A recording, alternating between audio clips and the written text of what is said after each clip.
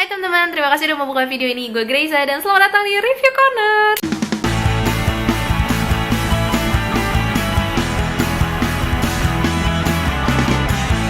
So, earlier this week we've got a pretty big news that To All the Boys That I've Loved Before confirmed its sequel next year.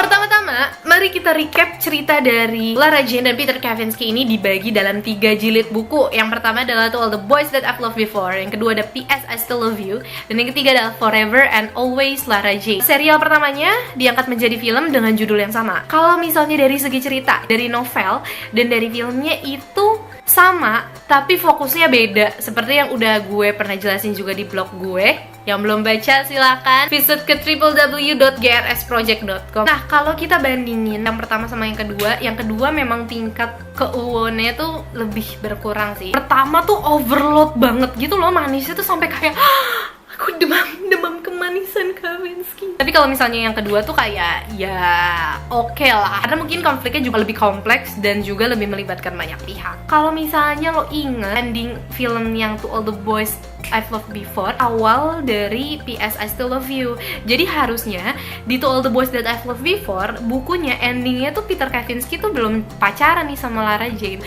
Jadi gue sih optimis bahwa filmnya tidak akan keluar dari cerita novelnya. Kalaupun memang harus ada yang salah, itu mungkin berkurang ceritanya. Sama lah kayak yang pertama. Semua yang ada di filmnya tuh ada di bukunya, tapi ada yang tidak dimasukin. Kadang kan director suka, ya gue pengen nambah-nambahin aja gitu ya segmen-segmen yang gak ada di dalam bukunya. Gue rasa yang kedua pun akan sama, dan sepertinya akan jauh lebih cepat kalau melihat dari ritme film yang pertamanya. Padahal ya film pertamanya tuh lama loh, hitungannya hampir 2 jam kan kalau nggak salah, tapi banyak gitu loh yang nggak ke cover. Nah, kayaknya kalau misalnya di dua ini jauh lebih tentang kepersahabatan. Terus di sini juga sepertinya akan di-reveal kenapa Genevieve nggak suka sama Lara Jane, gimana Peter Kavinsky masih being a jerk. Kenapa tuh jerknya?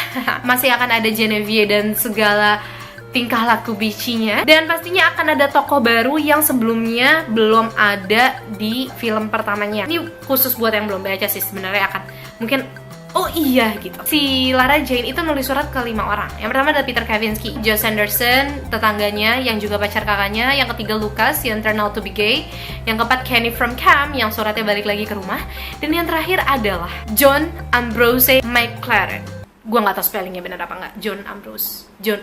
Kemana lelaki itu di seri pertama? Kalau misalnya kita lihat lagi di teaser atau trailer, gue lupa, itu ada John Ambrose lagi ngetok-ngetok rumahnya. Itu adalah kunci dari film kedua. Nah, yang gue harapkan ada di film keduanya adalah, yang film pertama tuh sempat skip tuh, pesta Halloween. Jadi harusnya di novel tuh kayak ada pesta Halloween gitu. Itu gue tunggu-tunggu, tapi ternyata gak ada di filmnya. Nah, di seri keduanya juga ada pesta kostum, dan gue harap sih ini masuk ke film.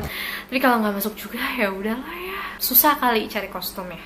Tapi ini gue cuma mewanti-wanti fans dari Noah Centineo, karena kalau misalnya John Ambrose kemungkinan bisa menyaingi Noah Centineo. Karena kalau dilihat dari teasernya, appearance-nya sih looks good. Udah gitu ceritanya dia tuh pinter anaknya. Wah, harapan gue John Ambrose juga punya pengaruh yang cukup besar. Jadi gak predictable banget gitu. Jangan kayak Peter Kavinsky tuh bener-bener diagungkan. Jadi supaya lebih real aja gitu kelihatannya bahwa tidak ada yang sempurna. Pertanyaan selanjutnya, apakah akan ada cerita dari buku ketiga yang ditarik ke dalam film keduanya? Gue nggak tahu sih. Dan kalau misalnya memang ditarik, berarti ceritanya tuh akan menggambarkan anak remaja banget, pertimbangan masa depan, kuliah, itu akan lebih kompleks, dan mungkin beban isi ceritanya tuh akan lebih daripada yang pertama. Tapi yang gue harapkan tidak sampai hilang adalah taste dari sinematik yang pertama. Itu keren banget dan gue suka banget permainan warnanya, cara pengambilan gambarnya, dan tentunya juga sentuhan-sentuhan si Jenny Han dalam semua setnya. Nanti akan ada tempat baru juga harusnya, nggak cuma sekolah dan kamar. Dan gua harap tempat barunya ini